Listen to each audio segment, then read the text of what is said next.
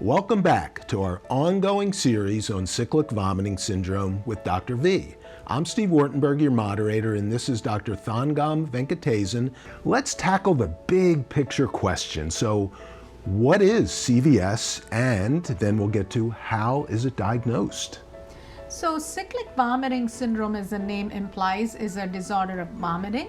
It's also called a DGBI, which is a disorder of gut-brain interaction. And essentially, there's a connection between the brain and the gut. And so the brain is like a supercomputer that actually controls all our sensations and motility and so on in the gut. And just like you have a stress or a tension headache, there are various things that can happen. And many people think, oh, it's a stomach disorder. But just for your knowledge, the center for vomiting is actually in your brain. And the way it's really characterized is it's stereotypic episodes of nausea and vomiting and many other symptoms that usually will occur just out of the blue. And they can occur at varying frequencies. Some people might have it once a month, but some people might have it more frequently. And the interesting thing is people actually go back to normal in between episodes or near normal. But how about the stress on the person in between? Because you know it's going to happen again. It could happen at work. It could happen at school. I guess there must be some psychological stress, even PTSD associated with it.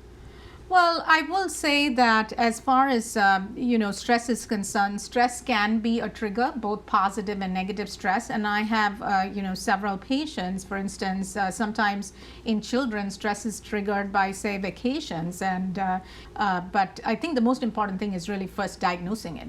Yes, that's what I was going to ask you. How do you diagnose this? And I'm getting the impression that over the decades, the past several decades, it was probably misunderstood and misdiagnosed. So CVS is really diagnosed by what we call the Rome criteria. We now have what is the Rome 4 iteration for cyclic vomiting syndrome, and essentially it means that you have to have at least 3 of these episodes. So three of the 4. No, you have to have at least 3 episodes of vomiting in a year. In a year, okay. 2 in the previous year. Typically, they can last from few hours to up to a week. And in general, you have to have periods of normalcy. So if you're vomiting every single day, you probably don't have CVS.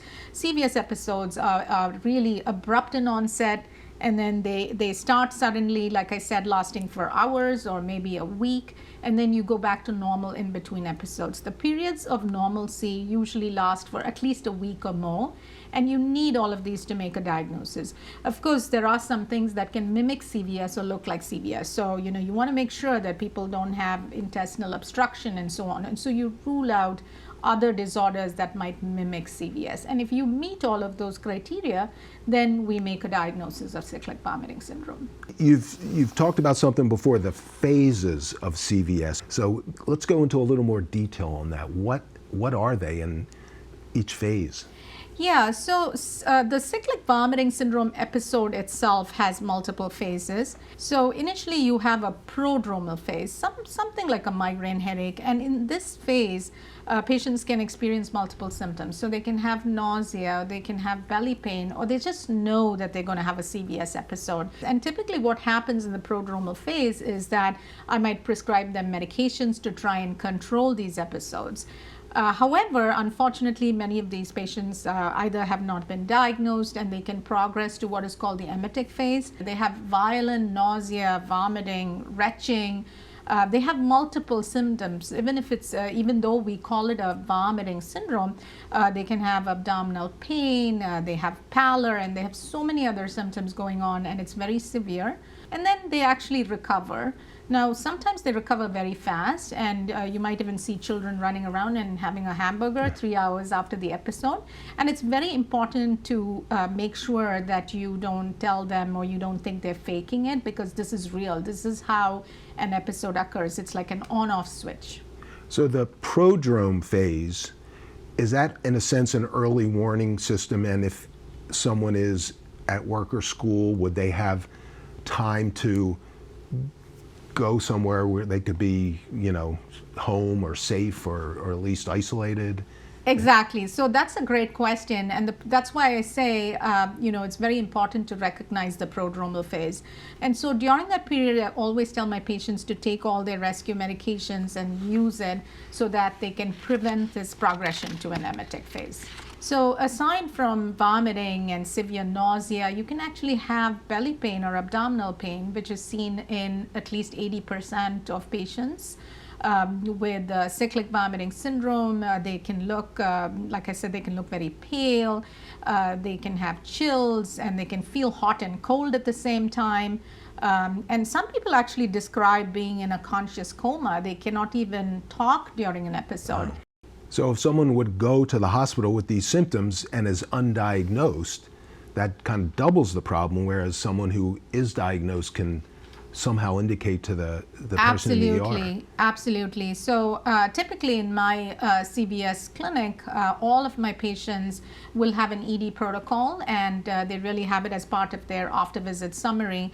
And so that is something that I ask them to share with ED physicians, other local providers, and so on, so that they know what has to be done during a CVS episode. So that just reinforces the importance of being diagnosed.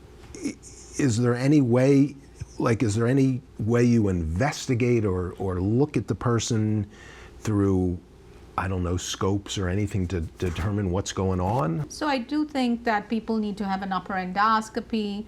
You need to make sure they're not having sort of like a gastric volvulus or intestinal obstruction and things like that. I would also recommend a CT scan or some sort of imaging study of the abdomen. What we don't, however, recommend is repeated unnecessary tests. So these investigations are ruling out other things, a few other which things could lead you to reinforce your diagnosis of CVS. And so I would say history. Okay. Now, what about something I've heard of, a gastric emptying test? What is that? Unfortunately, there's not a great correlation, or it is not really very helpful at all in cyclic vomiting syndrome.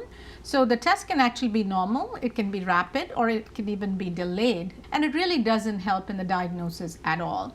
This, again, like I said, is an episodic disorder. There are chronic conditions of nausea and vomiting, and this is what we call an episodic disorder. So the patient, like I said, will be very sick, and then they're okay, or they go back to baseline. They can have some baseline symptoms, and then they're sick again. Wow. Okay, so that's great. That's a lot of information.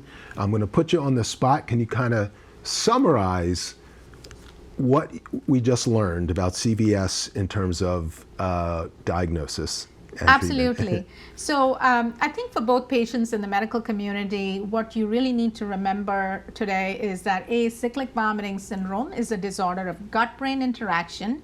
It is diagnosed by something called Rome criteria, and these are published and well-established criteria. The diagnosis is really based on a clinical history. We recommend minimal testing, including an upper endoscopy and maybe an imaging study. It's very important to avoid unnecessary and repeated testing for these patients. And I think prompt diagnosis and treatment can really improve patient outcomes. Thanks for watching, and stay tuned for more episodes on what you need to know about CVS with Dr. V.